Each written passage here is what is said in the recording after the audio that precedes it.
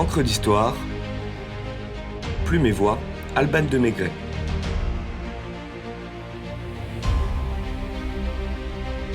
Bossu est célèbre.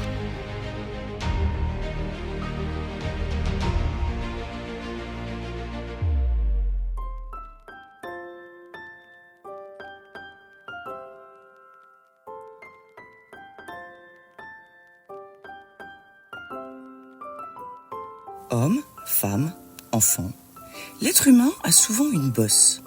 Ce peut être la bosse des maths, celle du solfège, du commerce, que sais-je encore. Certains, moins gâtés par Dame Nature, ont une bosse tout court. La bosse, cette protubérance disgracieuse qui vient se nicher dans le dos pour devenir la proie facile de toutes les railleries dans la cruelle comédie humaine. Le fardeau physique des bossus a bon dos pour la risée publique. Mais leur tournure voûtée et leur démarche bancale n'empêchent pas certains gibeux de garder la tête haute. Curieux, bouffons, spirituels, transis, créatifs, courageux, qui sont les bossus ? Que se cache dans le monticule chamélique dont l'existence les a pourvus ? De quoi les bossus ont-ils la bosse ?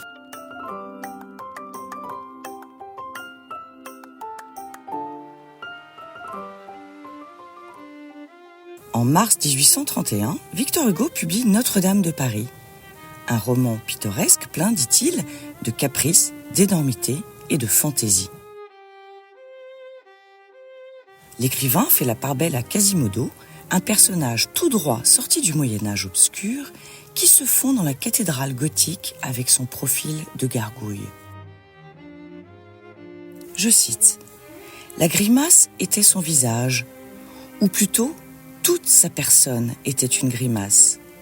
Une grosse tête hérissée de cheveux roux, entre les deux épaules une bosse énorme dont le contre-coup se faisait sentir par devant. Un système de cuisses et de jambes si étrangement fourvoyé qu'elle ne pouvait se toucher que par les genoux. Et vue de face, ressemblait à deux croissants de faucilles qui se rejoignent par la poignée. De larges pieds, des mains monstrueuses, et avec toute cette difformité, je ne sais quelle allure redoutable de vigueur, d'agilité et de courage, étrange exception à la règle éternelle, qui veut que la force, comme la beauté, résulte de l'harmonie. Quasimodo était la gibbosité, ce que Dom Pérignon est au champagne ou Aphrodite à la beauté. Avec ce personnage dont la laideur fait froid dans le dos, Victor Hugo veut dénoncer le culte invétéré de l'Adonis, les humiliations que subissent les estropiés, leur condamnation à la solitude. Aussi dote-t-il son sonneur de cloche d'une âme généreuse, noble, courageuse. Le bossu de Notre-Dame, qui se meurt d'amour pour la troublante danseuse gitane Esmeralda, incarne l'archétype du monstre aussi émouvant qu'attachant, père d'une grande lignée dont King Kong ou Shrek sont des héritiers. L'auteur des Misérables utilise à nouveau la figure d'un bossu dans Le Roi s'amuse, joué en 1832 pour la première fois. Il met en scène Triboulet, fou historique de Louis XII et de François Ier, pour dénoncer la perversion du pouvoir et le libertinage à la cour. Le bossu joue un double rôle, celui de bouffon du roi qu'il pousse à la débauche, et celui de père d'une fille qu'il éduque à la vertu. Dans la préface, Hugo reconnaît le narcissisme et la cruauté apparente du bossu, mais les excuse. Triboulet est difforme, Triboulet est malade, Triboulet est bouffon de cour. Triple misère qui le rend méchant. Triboulet est le roi parce qu'il est roi, les seigneurs parce qu'ils sont les seigneurs, les hommes parce qu'ils n'ont pas tous une bosse sur le dos. Il accentue la sensibilité humaine de l'homme pour transcender le drame. Cette malédiction, sur qui elle est tombée ? Sur Triboulet, fou du roi ? Non. Sur Triboulet, qui est homme, qui est père, qui a un cœur, qui a une fille.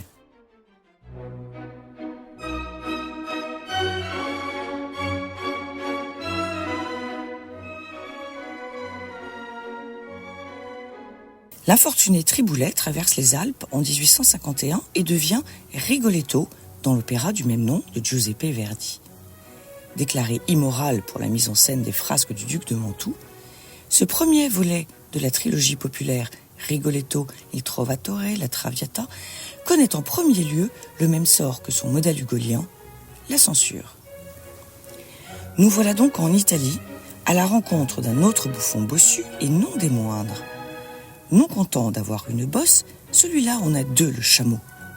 Une derrière et une devant.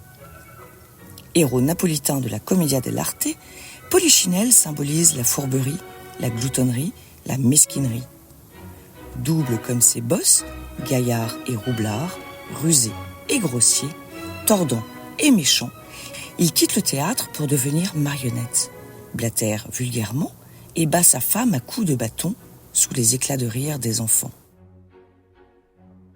Secret de Polichinelle, la donna è mobile. Mais quand même, est-ce une raison? Non, il est inexcusable.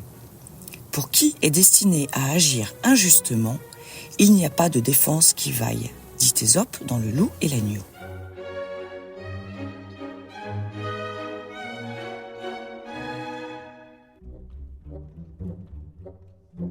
Ésope, justement. Il a l'esprit mieux tourné que la taille, si l'on en croit Maximus Plandulès, auteur d'une biographie du célèbre fabuliste antique paru au XIVe siècle. Il était esclave et le plus difforme de tous les hommes. Il avait la tête en pointe, le nez plat, les lèvres grosses. Il était bossu par devant et par derrière. Il avait le ventre d'une grosseur prodigieuse, les jambes tortues et le teint si basané qu'il donna lieu à son nom, car Ésope et Éthiopien, c'est la même chose. Outre le malheur d'être l'homme du monde le plus contrefait, il avait encore une si grande difficulté à parler qu'à peine pouvait-on entendre ce qu'il disait. C'était celui de ses défauts qui lui faisait, dit-on, le plus de peine, car d'ailleurs, la beauté de son esprit l'aurait en quelque façon dédommagé de la figure hideuse de sa personne. Comme s'il sortait du bestiaire qu'il a créé pour mieux juger la nature humaine, Ésope parle avec la sagesse de ses protagonistes à quatre pattes et accepte sa tare. Les malheureux se consolent en voyant plus malheureux qu'eux. La syphose de ce précurseur du anti-héros semble être un réservoir d'esprit et de génie. Ésope, par sa grandeur, a inspiré le double de l'un des plus grands héros du roman de Cap et d'épée, Le Bossu ou le Petit Parisien de Paul Péval de 1857. Pour épier ses ennemis et déjouer leur vilain tour, Henri de Lagardère prend l'apparence d'un gibeux du nom d'Ésope. Il avait l'œil vif et le nez aquilin. Son front se dessinait bien sous sa perruque grotesquement révoltée, et le sourire fin qui raillait autour de ses lèvres annonçait une malice d'enfer, un vrai bossu. Quant à la bosse elle-même, elle était riche, bien plantée au milieu du dos et se relevant pour caresser la nuque. Intègre, juste et noble, le courage du héros populaire, interprété au cinéma par Jean Marais ou Daniel Auteuil, prend toute sa grandeur avec cette apostrophe devenue célèbre « Si tu ne viens pas à Lagardère ira à toi ».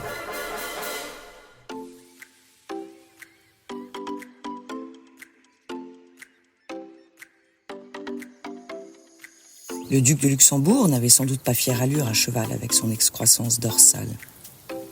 À force de rouler sa bosse sur les champs de bataille, il devient pourtant le plus grand général de son temps et rapporte tant d'étendards ennemis qu'on le nomme le tapissier de Notre-Dame. Mal aimé de Louis XIV et de son ministre Louvois, ce pair de France est adulé par ses hommes qui proclament que la victoire est logée dans sa bosse. L'écrivain Paul Scarron et ses écrits burlesques, l'abbé de Pons et ses bons mots, le poète Desorgues et ses épigrammes, le naïf Jean de Florette épuisé à force de bosser. Tous ces bossus que l'on pourrait croire échappés de la cour des miracles sont finalement des hommes comme les autres. On raconte que toucher la bosse d'un bossu porte chance. Il est vrai que leur appendice, tel une caisse de résonance, semble amplifier leurs qualités remarquables.